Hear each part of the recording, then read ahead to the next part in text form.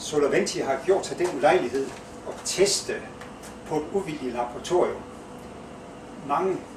de fleste af de solgte mærker, der findes af luftsolfangere i Europa.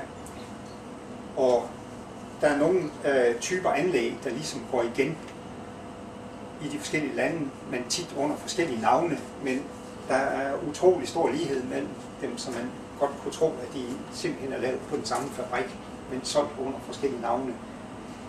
Man kan se vores testresultater, og jeg skal lige pointere, det er ikke os selv, men det er et uvildigt laboratorium, der har foretaget disse målinger. Det er Delta-laboratoriet, og det er et internationalt anerkendt laboratorium. Der har vi altid gjort det, vi har testet 3 solfangere ad gangen. Nu viser jeg bare lige 2 af testene her. Vi har en hel stribe af dem, og de kan ses på vores hjemmeside. Og der har man testet ydelserne på anlæggene. Altså det vil sige, hvor meget luft giver de i timen, og det er som regel det mest kritiske emne.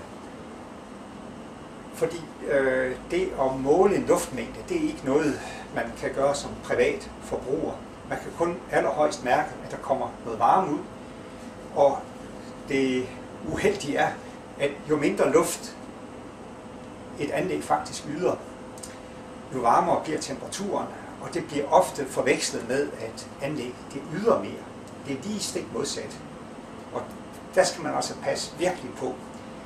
Her er der opgivet selvfølgelig, hvor meget luftmængden er, og der får man tit der kan man rettere sagt godt gå hen og få en temmelig slem overraskelse af det anlæg, man har købt, hvor der står for eksempel, giver 110 kubikmeter luft, at det muligvis kun giver 30 kubikmeter, nogle gange mindre endnu. Og det giver unægteligt en meget stor forskel på evnen til at holde huset frisk og tørt. Der er luftmængden meget vigtig. Derudover så er der mål, hvor meget det faktisk yder i watts. Og der får man så også nogle pudsige overraskelser. Men jeg kan kun opfordre til, at man går ind og kigger nøjere på dem her.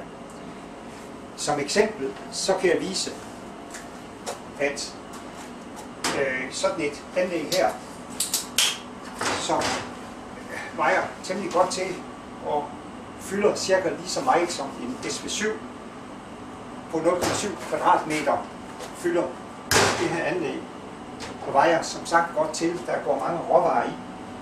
Det yder mindre end sådan en SV3 på 0,3 kvadratmeter. Altså den fylder cirka det halve og yder mere. Den yder tæt på den dobbelte luftmængde. Det kan man også forstå, når man ser ventilatordelen her bagpå.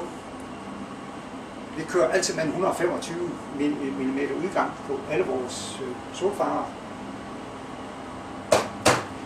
Den, som jeg viste før her, der er kun en 100 mm udgang. Og når man prøver at sætte tryk på, altså lade det blæse i lidt længere rør, så dør ventilatoren fuldstændig på den.